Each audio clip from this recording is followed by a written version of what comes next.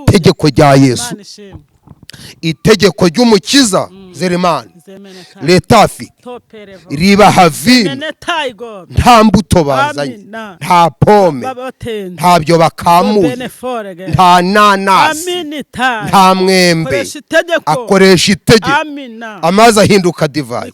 Iri sengesho rituma Imana ikunda umuntu. Iri ryo gutegeka, iri rya ndategetse, ndagutegetse muvemo. Ntabwo yabwiye abadayimoni ngo mwihangane mu muvemo, ntabwo yabaterese ngo nyabunekamo. Yaravuze ngo dayimoni utumva kandi utavuga, ndagutegetse muvamo. Hariya kuri Dawidi na Goliyati hakoze itegeko, nta kumutereta Goliyati, nta kumusaba iki. Hari umuntu ukoresha itegeko nzi mu Rwanda akaguha inka ari i Kigali ukayibonera Nyamagana. Haleluya! Hari umuntu ukoresha itegeko, hari abantu bahawe ubutwari akaguha inka uri Nyabihu ukajura mwirahira mutarahu. Yarakoresheje itegeko. Aha ndafashijwe cyane. Haleluya! Ndabashuhuje mu izina rya Yesu. Imana ibahereze umugisha. Nitwa Pastor Munezero, ndi umwana wanyu. Imana yangiriye ubuntu. Ibyo mvuga ni ibyo nahawe n'Imana. Mu byo nahawe n'Imana rero hari icyo mpishuriwe muri iyi minsi. Jambo Imana ishize ku mutima, umwuka anyongoreye ko kimwe mu gikorwa Imana ikora iyo abantu basenga, hari igihe ifata ibintu ntibihe igihe. Abizi ko hari abantu basenga ikavuga ngo ejo nk'iki gihe, hari abasenga ikavuga ngo ejo bundi, hari abasenga ngo umwaka nurangira, hari abantu basenga ngo mu myaka 15, hari abantu bavuga ngo umwaka utaha nk'iki gihe. Ibyo bikajana abasenga muri systeme ya raranti, bakarorantisa, bakavuga ngo ubwo ngo Imana ngo naho yatinda ntizahera. Ibyo ndabyemera koko baba bari kuri, abandi bakavuga ngo nukwihangana. Ariko hari icyo umwami mpishuriye kiri aka kanya, gikorwa n'Imana mu bintu Imana ikora, mu bintu Imana ivuga. Hari ibintu Imana idahigiye, hari ibintu Imana idahigiye, hari ibintu Uwiteka adaha ngo ejo, atabwira ngo ejo bundi, ahubwo agategeka uwo mwanya ndagutegetse. Hari ibintu ategeka ako kanya. Kuko rero natwe dufite ibyo duhagazemo, kimwe mu bikugose agira icyo ategeka aka kanya. Ibyo turabanza dusenga Imana kugira ngo amavuta duhagurukiyemo ategeke ibintu. Simpakana ko hari ibiramba ku muntu, ariko nta nuwo nakwaturaho ngo ibintu bimurambeho kandi ari amakuba. Bishobotse uyu mwanya Imana yategeka ibyawe, ikabitegeka ntibihe igihe, kuko nibihe igihe uko bikurambaho, uko bikurambaho kuwa mbere, kuwa kabiri, kuwa gatatu, kuwa kane ubyuka inzara, kuwa kabiri inzara, kuwa gatatu inzara, kuwa kane inzara, kuwa gatanu inzara, kuwa gatanu. Ariko bisengera ujya ku musozi usenga umunsi umwe ubyukira ku nzara, usenga ibiri ubyukira ku nzara, usenga itatu, bizagera igihe wibe cyangwa uvuge ngo Imana ntabwo ikuzi. Uyu mwanya rero turi kugira ngo tuyiterete, iri mu ijuru. Haleluya! Kandi iratereteka, iringingwa n'Imana yingingwa, igira ibambe, igira impuhwe, igira emotion, igira ikigongo, irasheba isi twicayemo, amakuba yirimo urayazi. Umwuka duhagazemo nuwo kugira ngo hagira ibintu udahigiye, ahubwo ibitegeka aka kanya. Uyu mwanya ukoresha itegeko. No gusenga tuzasenga, ariko retekedesi ugira icyo ukora.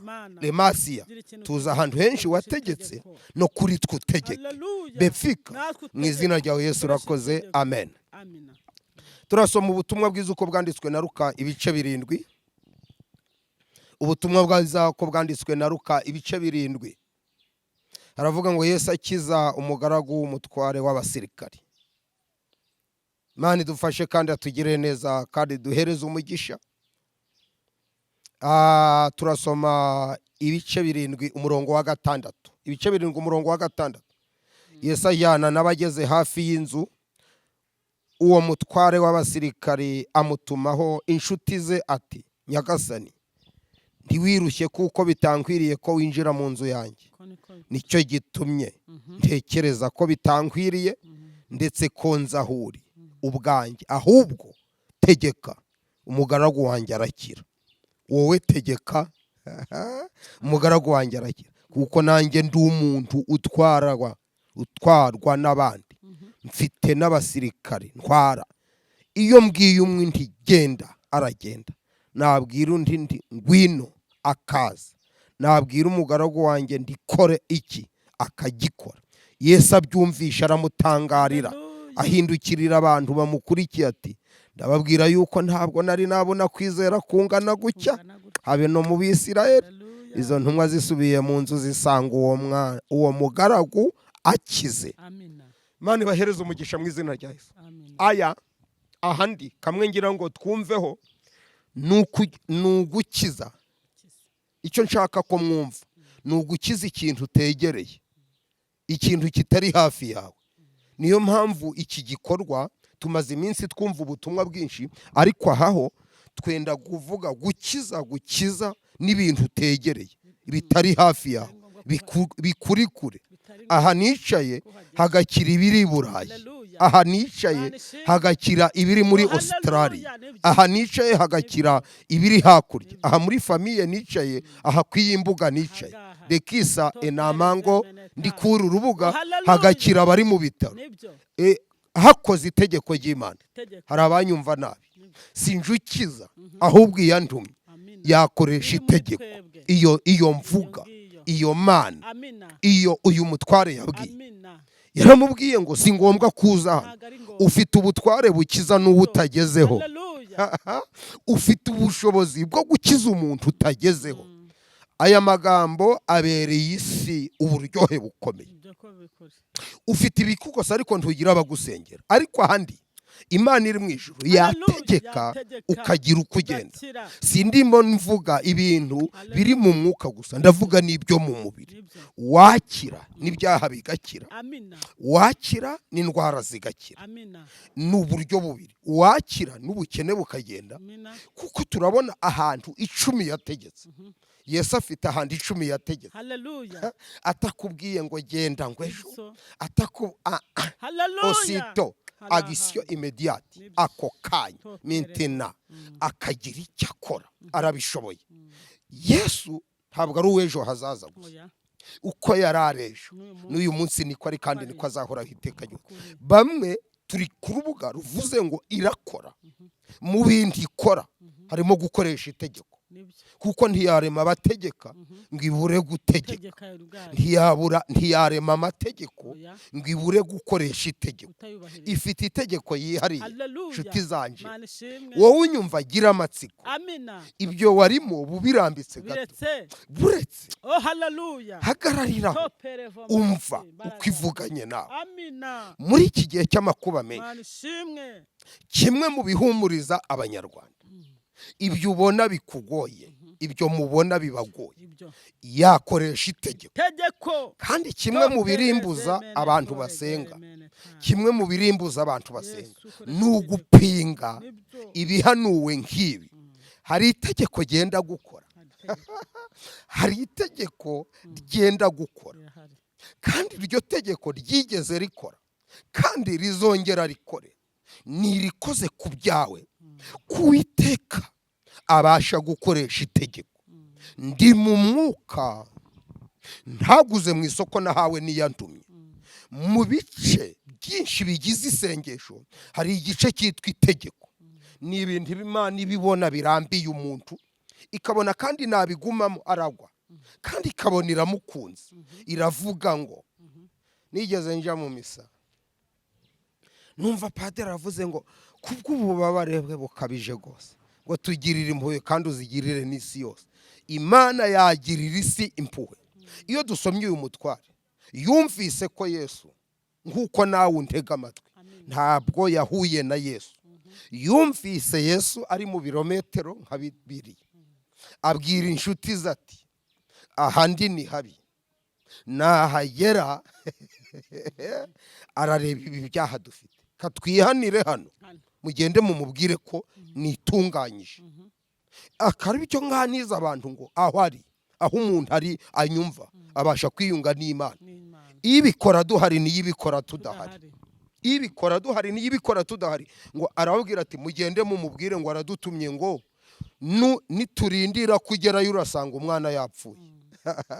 Hari ibintu bigutindaho ugapfa, hari ibyagutindaho ugapfa, hari ibintu byagutindaho wikina n'ibintu wije mu masengesho. Umunyefiriti ntabwo asenga nk'uwaburaye, umunyefiriti arasenga akarambanya, ariko uwaburaye abavuga ngo ifunguro ridutungura iduhe none. Umva uko Yesu yatwigishije gusenga. Nimusenga muvuge ngo ifunguro ridutungura iduhe none. Hari ibyo yageneye buri munsi. Uyu mutwara atuma ku bantu ngo mumubwire ngo uramutse ukuri uko muri kugenda abagukeneye ni benshi, wazangeraho uwiwanje yarapfuye, tegekeraho ndabyizeye.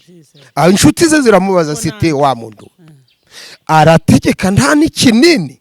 Uwo mutwara ababwira ati afite ubutware bwo gutegeka, none se nta n'igipimo cy'umuriro amushizemo.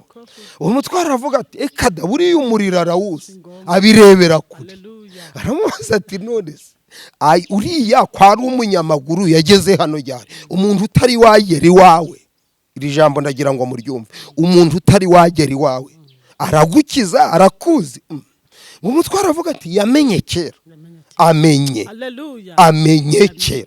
Ibi ndahumuriza abantu batarakizwa, batavuga ngo Yesu ntiyari yagera iwawe, yabamenye bakiri urusoro, yategekeraho nawe. Nje ndavuga Imana ikoresha itegeko ibintu bigahinduka. Ngo baragenda bagira Yesu bati ageze mu nzira barasigana, aravuga ati ariko koko natwe turayobye. Arakiza uwo atarebye, ngo ndaramubwira ati ubwo mutwara bitegetse tugende. Yarabategetse ngo mugende, barasigana akoresha itegeko. No mu isi hari uwakoresha itegeko. Uyu mwanya wa none hari umuntu wakoresha itegeko, mwe muri kunyumva, akakugurira imodoka atagiye gupagasa. Uyu mwanya wa none hari umuntu, ubu hari umuntu wakoresha itegeko akagura fone ya magana atagiye gupagasa. Ku isi hari abantu Imana yahaye ubutware, ku isi hari abantu Imana yahaye ubushobozi. Hari umuntu nja numva abakinyi b'umupira agakoresha itegeko ngo njewe kiriya kigo cy'ishuri nzakishura. Hari umuntu ukoresha itegeko atavuye aho ari, akavuga ngo mumbarire ababura mitiweli aho ngaho akabishurira. Hari itegeko. Hari umuntu ukoresha itegeko nzi mu Rwanda akaguha inka ari i Kigali ukayibonera Nyamagana. Hari umuntu ukoresha itegeko. Hari abantu bahawe ubutware akaguha inka uri Nyabihu ukajura mwirahira mutarahura. Yarakoresheje itegeko. Aha ndafashijwe cyane. Detoteba receive Erika Doresia. Hari umuntu ukoresha itegeko ngo baguheshisha kibono. Je ndamuzi ukoresha itegeko ati bazaguheshisha kibono, ugashisha ukabyibuha mutarabonanye, yarategekeye yari. Hari umuntu ukoresha itegeko ati nkurinze nyakatsi amabata akaza. Uwo ni umuntu mvuze, ariko edesi akako Europan de Tifa akakuzanira amabati mutabonanye hakoze itegeko. Iryo ni itegeko ry'umuntu mvuga. Hari umuntu utegeka ukoresha itegeko bagaharura umuhanda w'ibirometero 20 atahageze, atahakubise isuka, akoresheje itegeko. Hari umuntu ukoresha itegeko uri mu nzu y'imbohe, nzu umuntu, ubu sindi kuvuga Imana, nzu umuntu ukoresha itegeko ufungiwe muri gereza yako, bakakubwira ngo taha, ukavuga ngo mfunguwe nande, akavuga ngo umuyobozi w'igihugu arategetse ngo taha. Wagera imuhira bakakuvuga ngo, ukavuga ngo nshuwe n'imbabazi za Perezida wa Repubulika. Uyu mwanya rero ndi kuvuga imbabazi z'Imana. Haleluya.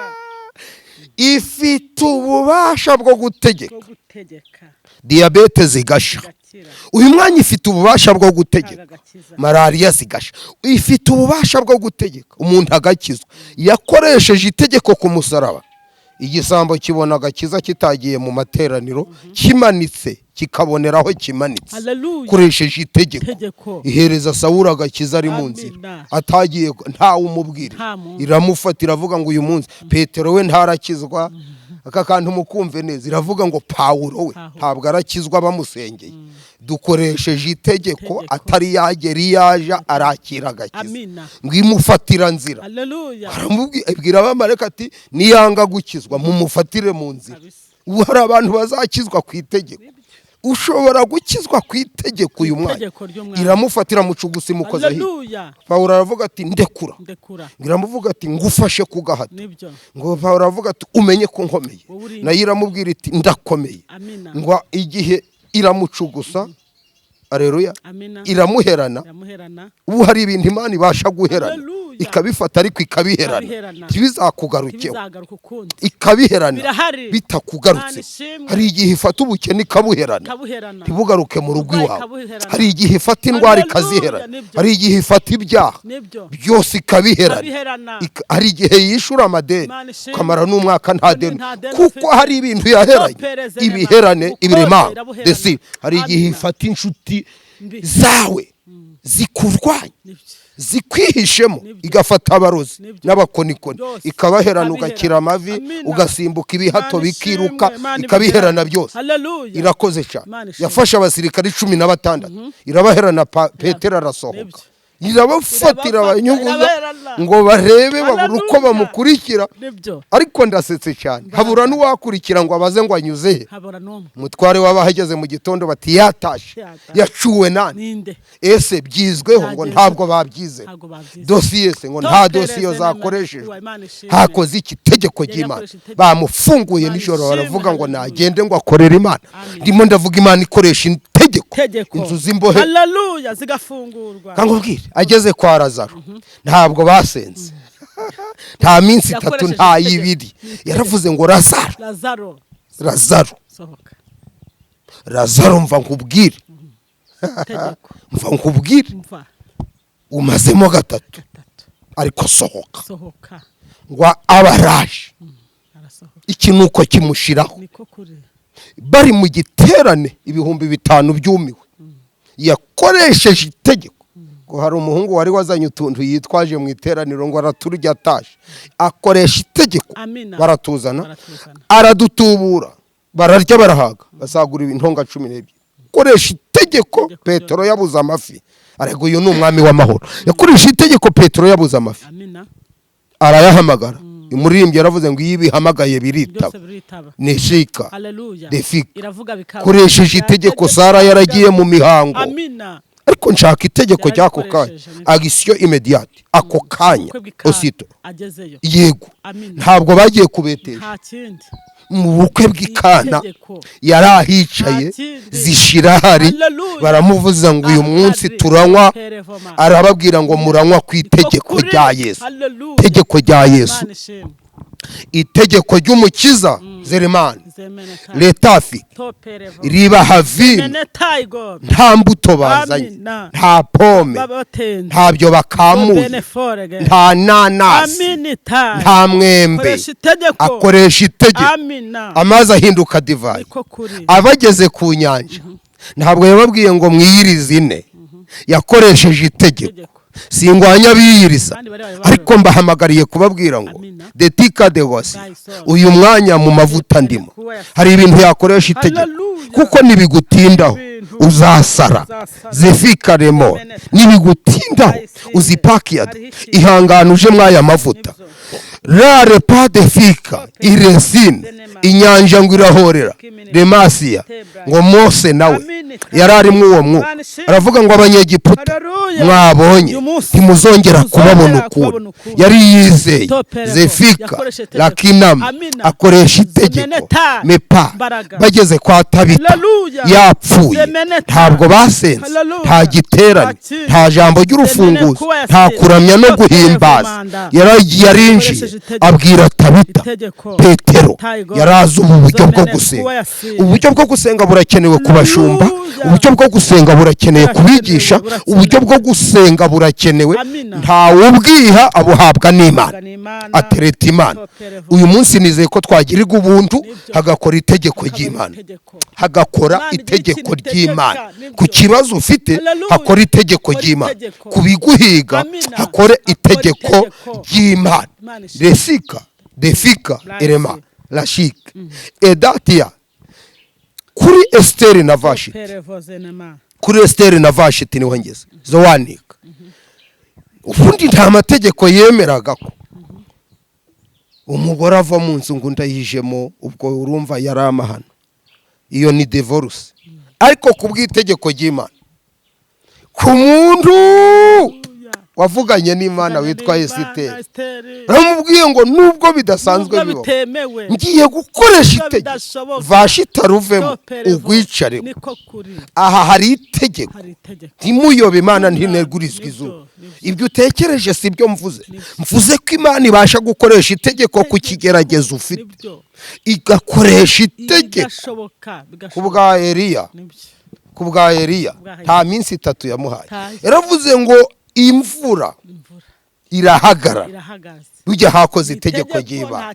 Yosuwa ari ku rugamba bugiye kwira Ekiya yarategetse ngo zuba hagarara kwezi hagarara isi sakawemo n'umwuka w'ubutegetsi abanyamasengesho hari ikintu bibagiwe nukumenya ko nukutamenya ko ari abatware kwa Yesu dufite ubutware dufite ubushobozi iyo twizeye harumbaza ngo mbese byose wabitegeka ubwumbajije nk'umwe mu bana b'abantu ntabwo ndi utegeka byose ntabwo ndi ishobora byose ariko iyo nkorera uyu mwanya ibasha kumpa ubutware hakagira icyo ntegeka kubera iri somo ukazahamagara uvuga uti kijya gihe mubivuga nazamuye kwizera ndi mu modoka nzamura kwizera ndi mu biti cyambere n'ukwizera ibishoboka ko batizera banezeza Imana iri sengesho rituma Imana ikunda umuntu iri ryo gutegeka iri ryanda tegetse ndagutegetse muvemo ntabwo yabwiye abadayimoni ngo mwihangane mu muvemo ntabwo yabaterese ngo nyabuneka yaravuze ngo dayimoni utumva kandi utavuga ndagutegetse muvamo hariya kuri Dawidi na Goliyati hakoze itegeko nta kumutereta Goliyati nta kumusaba iki n'udukweto yaratije bari bamutije Dawidi yaramubwiye dukuremo harategura itegeko fata amabuye kugira neza kw'Imana ndashaka ko duhamagara data wa twese uvuga bikaba yategeka bigakomera abaduteze amatwi hagakora itegeko ry'Imana ubu ngeze mu mwuka wo gusenga